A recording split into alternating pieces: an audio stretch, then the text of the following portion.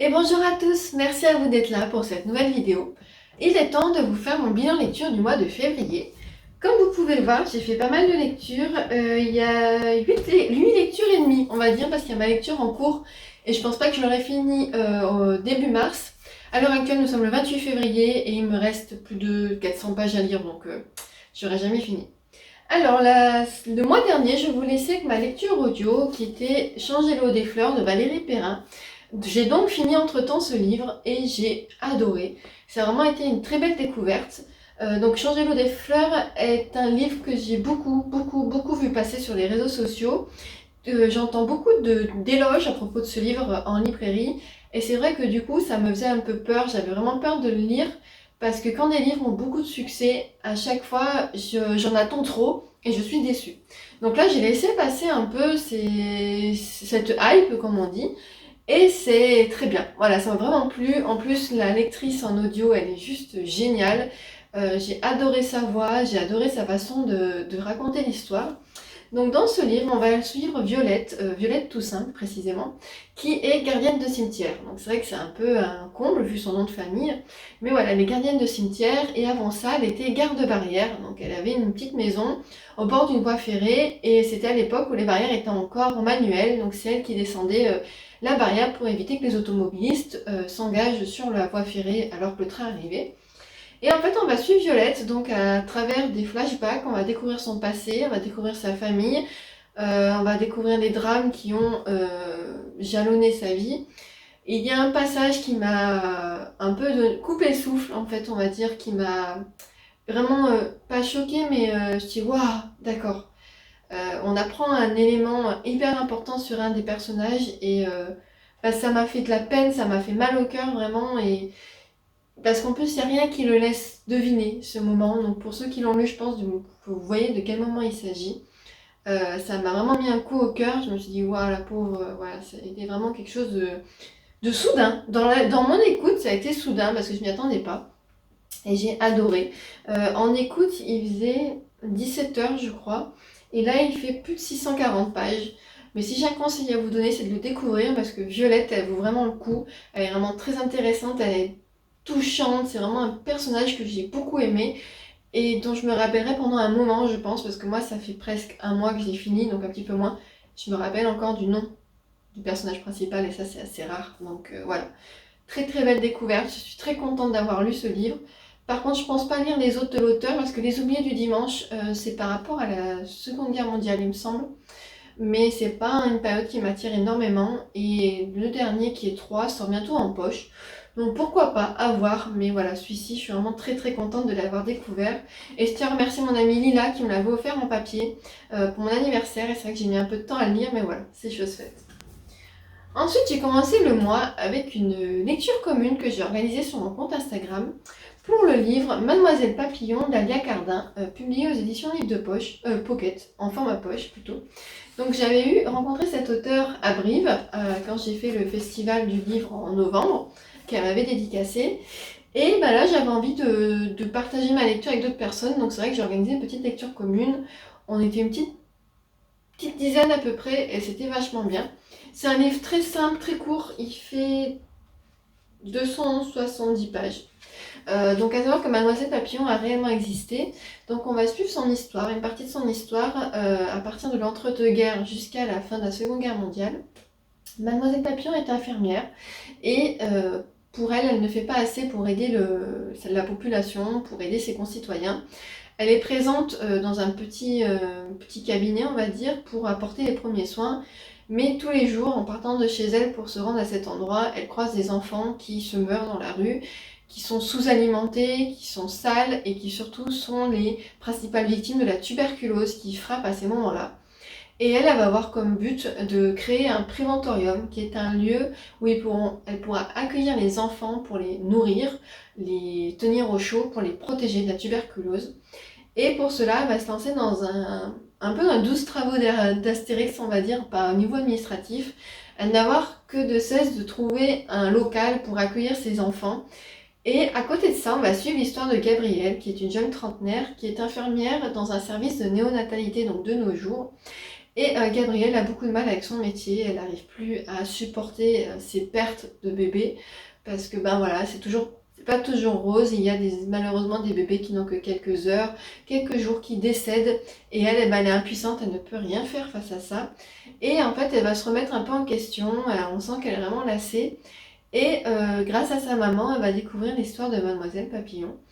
Et cette histoire va l'aider à voir son travail autrement et à encore plus la pousser à s'impliquer et à être vraiment actrice d'actions qui peuvent aider les enfants et les parents dans ce service de néonatalité. Donc voilà, ça a été une belle lecture, j'ai trouvé le texte très touchant, j'ai beaucoup aimé découvrir l'histoire de Mademoiselle Papillon. Après, ben, c'est propre à moi, mais c'était trop court. Voilà, il fait, comme je vous ai dit, il fait même pas 300 pages. Et c'était trop court pour moi, j'aurais voulu l'histoire de Gabrielle, j'aurais aimé plus l'avoir étoffée. Pareil pour Mademoiselle Papillon, j'avais envie d'en connaître plus. Et j'avoue que c'est juste ça qui m'a manqué parce que l'histoire est vraiment top, l'écriture elle est très très belle. Mais il m'a manqué, voilà, il y avait un goût de trop peu pour moi. Ensuite, le mois dernier, je vous avais fait une vidéo où ma sœur avait sélectionné parmi mes pales 12 livres à lire dans l'année, donc j'en ai choisi un par mois. Et elle avait mis dans cette sélection L'Arpenteuse de rêve de Estelle Faye aux éditions Rajo. Je vous mettrai ici la photo de la couverture définitive parce que moi c'est une épreuve non corrigée et elle est moche. Par rapport en plus à la couverture définitive, vous verrez qui est splendide. Moi j'ai vraiment un truc basique. Mais bon, je l'ai, je suis contente.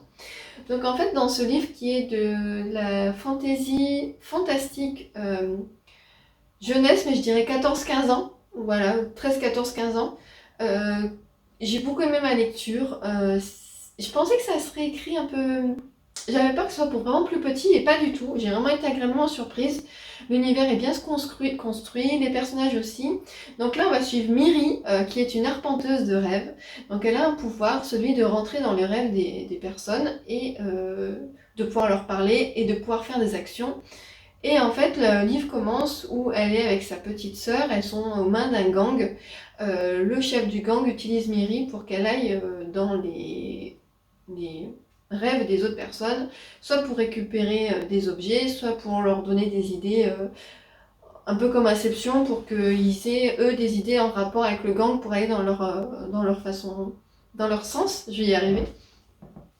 Et en fait, Miri va vivre une tragédie, donc on l'apprend au bout de 3-4 pages, sa petite sœur décède, et elle va se planquer. Elle va se planquer, on la retrouve quelques années plus tard, je crois que c'est 2 ans après, où Miri a changé de couleur de cheveux parce qu'elle a des cheveux gris, parce qu'elle est une femme, une jeune fille du peuple des poussières, un peuple voyageur, et qui sont identifiés donc par les cheveux gris.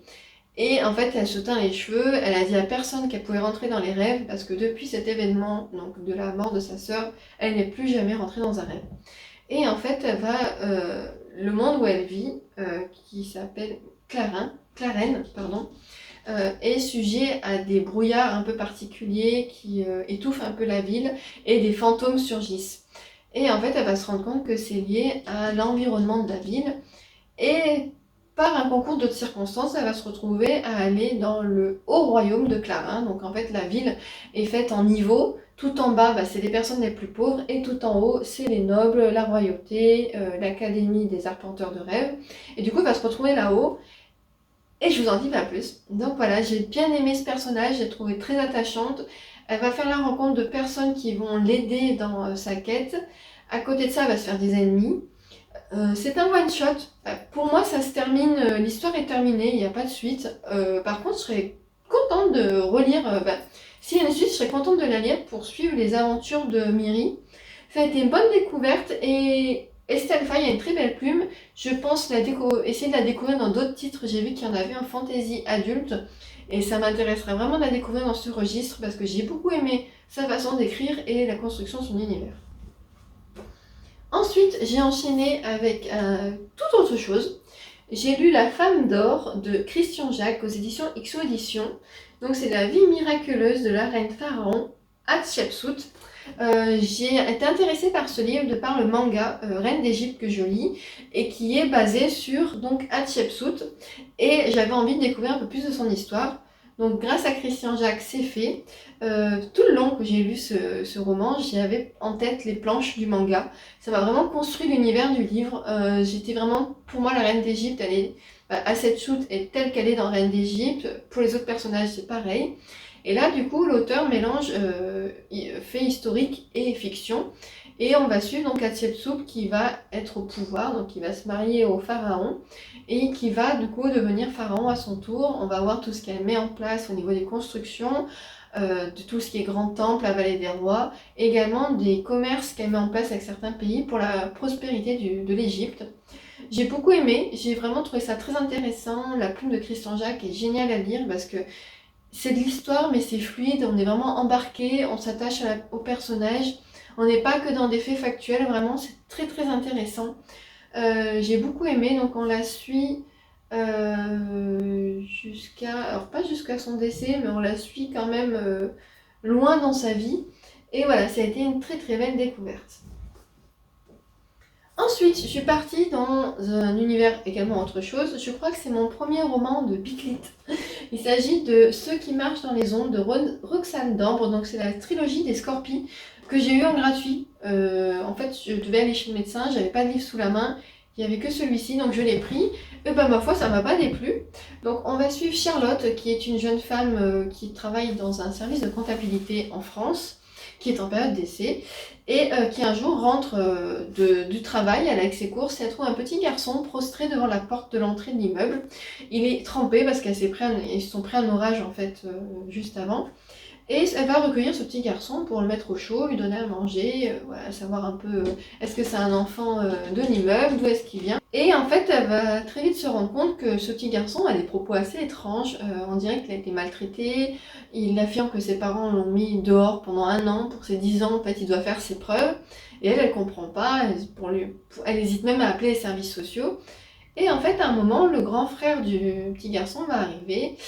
Et en fait, c'est un homme surnaturel. Alors, c'est un marcheur d'ombre. Je sais plus comment il les appelle. En fait, il peut se déplacer à travers les ombres, ce qui fait qu'on le voit pas. Et son petit frère a la même capacité. Et du coup, ils vont se rapprocher avec Charlotte. Le grand frère s'appelle Adam. Voilà, je vous en dis pas plus. Sachez juste que c'est la Biclit, donc il y a de la romance. J'ai bien aimé, ça, je l'ai lu en une journée. C'est vraiment une écriture agréable. Du coup, j'ai acheté les 2 autres parce que j'ai quand même envie de savoir ce qui se passe. Même si ça s'arrête pas sur un gros cliffhanger, ça j'ai bien aimé. C'était ma crainte, j'avais peur que ça s'arrête sur un événement. Oh my god, il me faut la suite. Et en fait, non, ça va, ça se termine. Je peux patienter. Voilà, je peux faire mes autres lectures et après le lire, je serai pas en boule. Je serai pas en PLS, quoi. Donc voilà, j'ai bien aimé. C'est vraiment un univers fantastique. C'est un peu de l'urban fantasy, je dirais. Et ça a été une très très bonne découverte. Le prochain livre que je vais vous présenter, je l'ai lu dans le cadre du Sélection Prix Nouvelle Voix du Polar. Excusez-moi, je ne me rappelle plus l'intitulé. Et j'avoue que j'avais beaucoup d'a priori sur ce livre avant de le lire, parce que en fait c'est de la littérature coréenne. Et pour moi, la littérature coréenne, c'est toujours très très violent. C'est ce qui fait en littérature asiatique, en policier. Globalement, pour moi, je trouve que c'est violent. Et c'est ce qui fait que je n'osais pas y aller, mais la 4e de couverture m'a fait très envie. Il s'agit de Seoul Copycat de Lee Jong-kwon aux éditions Pocket. Donc il y a marqué en dessous, le policier est amnésique, le criminel, lui, n'oublie pas. Donc on va suivre un homme qui s'appelle Lee Soo-in, qui est donc dans un lit d'hôpital. Il ne se rappelle de rien, il a subi en fait un traumatisme, lors d'une interpellation, il y a eu un incendie, il a perdu la mémoire et il a perdu de manière temporaire la vue. Donc il se réveille, il ne sait plus qui il est, il ne sait pas ce qu'il fait ici. Et donc les autres inspecteurs vont lui dire voilà, tu es donc l'inspecteur Lee Soo-in, tu t'es blessé dans l'exercice de tes fonctions et on recherche un tueur en série qui s'appelle Copycat et tu étais en train de l'arrêter quand tu as eu cet accident. Et en fait ils lui disent voilà, toi seul connais l'identité de ce tueur, il faut que tu nous aides. Donc lui il va essayer à travers les questions de ses collègues, à travers sa recherche à lui, de retrouver ses souvenirs et de savoir qui est donc le copycat. À savoir copycat, c'est parce que c'est un tueur qui utilise le mode opératoire d'autres tueurs qui n'ont pas été punis par la justice. Donc admettons, vous avez un homme qui a renversé une personne, il a été arrêté, il a été relâché faute de preuves, le mec il va se faire assassiner en se faisant renverser. Voilà, c'est pas ce qui se passe dans le livre, mais c'est pour vous expliquer. Et donc voilà, c'est sa façon à lui de se venger. C'est une sorte de justicier. Et voilà, j'ai beaucoup aimé ce polar. Il y a 2 twists dingues dans le premier que j'ai pas vu venir. Le deuxième est encore plus gros. J'ai deviné au bout d'un moment qui était le tueur, mais les 3/4 du roman, j'ai pas capté qui c'était. Donc voilà, très belle découverte. J'ai regardé, pour l'instant, l'auteur n'a rien écrit d'autre, mais je vais surveiller ses parutions parce que ça a été une très grosse découverte et j'ai vraiment hâte de voir ce qu'il a pu écrire d'autre. Ensuite, j'ai eu l'auteur Laurie Cohen qui m'a contacté sur mon compte Instagram pour me proposer la lecture de son livre. J'ai accepté. Il s'agit de Hors des murs de Laurie Cohen aux éditions Plomb, où là on va suivre Marianne, qui est une jeune femme qui est en prison. Elle vient d'arriver en prison et quelques jours après son incarcération, elle découvre qu'elle est enceinte. Va pour elle se poser la question de est-ce qu'elle le garde, est-ce qu'elle ne le garde pas. Elle a vécu un drame avant d'arriver en prison qui fait qu'elle va garder cet enfant. Elle voulait être mère, mais dans ces circonstances-là, elle avait un peu peur, mais voilà, la vie a fait que. Du coup, elle va garder cet enfant, elle va vivre sa grossesse en prison, et elle va accoucher en prison. J'ai beaucoup aimé ce livre de par son côté immersif, parce qu'en fait, on est tout de suite avec Marianne dans sa cellule. On voit très vite les choses auxquelles elle est confrontée, la violence, le froid, le manque de nourriture. Et on voit comment elle va essayer de s'en sortir grâce à cet enfant. Elle le dit même à un moment, en fait, elle n'aurait pas été enceinte, elle aurait mis fin à ses jours très vite. Et j'ai beaucoup aimé découvrir en fait le quotidien, beaucoup aimé. Je trouvais ça très intéressant de découvrir le quotidien de ces femmes en prison, parce que on parle souvent des hommes mais pas des femmes. L'auteur met en lumière certains problèmes, comme par exemple la précarité menstruelle des femmes qui n'ont pas accès aux serviettes hygiéniques, aux tampons, qui font avec les moyens du bord. Donc ça, je trouve que c'est vraiment très intéressant. Bah, vraiment, il faut ouvrir les yeux là-dessus. Le pourquoi Marianne est en prison est horrible. Voilà, moi, ça m'a vraiment touchée, serré le cœur. Je l'ai lu en une journée, je crois, aussi en une après-midi. Au début, j'étais un peu déstabilisée par l'écriture. C'est des chapitres très courts, mais les phrases sont aussi très courtes. Il y a pas mal de phrases sans verbe. Et au début, c'est vrai que j'avais un peu du mal, mais une fois qu'on y est dedans, moi, j'ai complètement oublié cet aspect-là. Et je vous le conseille grandement parce qu'il est vraiment... C'est une lecture percutante et nécessaire pour moi. Donc, comme vous pouvez le voir, pour l'instant, j'ai kiffé toutes mes lectures. Et c'est encore le cas pour celle qui suit. J'ai lu Serpent and Dove de Shelby Mahurin, d'édition de Zaxus, en hardback, en toc-toc, comme dit Kimi Collection. Donc voilà, hop, c'est des belles éditions. Je l'ai acheté au mois de janvier, j'en avais acheté 3 que j'avais mis de côté depuis un moment, donc je les ai achetés. Je vous avais même demandé de m'aider à choisir sur Instagram parce que je ne savais pas lequel lire et j'ai choisi celui-ci. Donc là, on va suivre Louise, aussi appelée Lou, qui est une sorcière, mais qui cache son identité, parce que les sorcières, à cette époque-là, donc c'est pas marqué, hein, mais bon, ça ressemble bien un peu à la fin du Moyen-Âge, elles sont brûlées, tout simplement. Et Lou, donc, essaie de vivre un peu de petits larcins, le système débrouille parce qu'elle est seule, elle a juste sa meilleure amie Coco, qui est avec elle et qui participe à ces larcins. Et un jour, en fait, Lou, par un concours de circonstances, va se retrouver mariée à un chasseur, à Red, qui est les chasseurs, en fait, sont des tueurs de sorcières.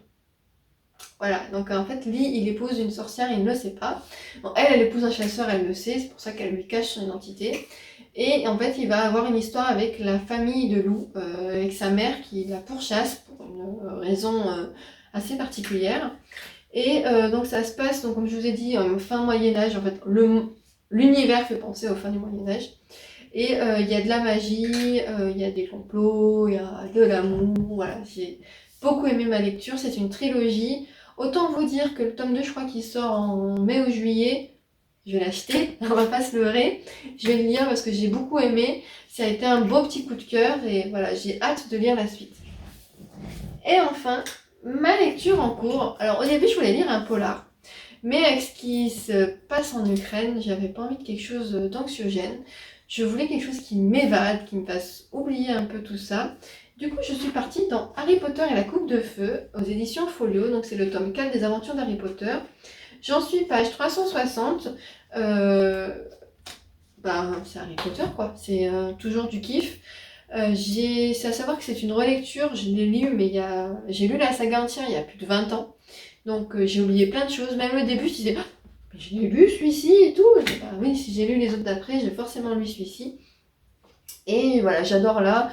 J'en suis au passage où... Bah non, je vais vous repeler des infos. En fait, la Coupe de Feu, c'est un événement qui va se dérouler à Poudlard. C'est une sorte de tournoi des 3 sorciers où vous avez donc les 3 grandes maisons de magie qui ont chacune un champion. Ils vont se combattre dans des 3 épreuves avec chaque épreuve a un thème en particulier et de ce gagnant fera gagner son école.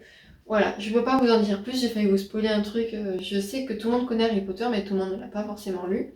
Et bah, c'est toujours une lecture doudou. J'aime beaucoup retrouver Harry Potter et ses amis. C'est vraiment une lecture qui me fait du bien. Par contre, je suis censée commencer demain la lecture commune de la Servante écarlate. Autant vous dire qu'avec ce qui me reste à lire, je vais être un peu à la bourre. Mais voilà, comme vous pouvez le voir, c'est un bilan plus que positif pour moi ce février. Je suis très contente, j'ai fait que des bonnes lectures, hein, on va pas se mentir. Et j'espère que ça va continuer sur cette lancée. J'ai pas mal lu aussi, donc voilà, je suis bien contente. Ça me fait réduire un petit peu ma bibliothèque à lire. Est-ce que vous avez lu certains des livres que je viens de vous présenter et qu'avez-vous lu vous de votre côté au mois de février? Je vous remercie d'avoir regardé cette vidéo et je vous dis à très bientôt.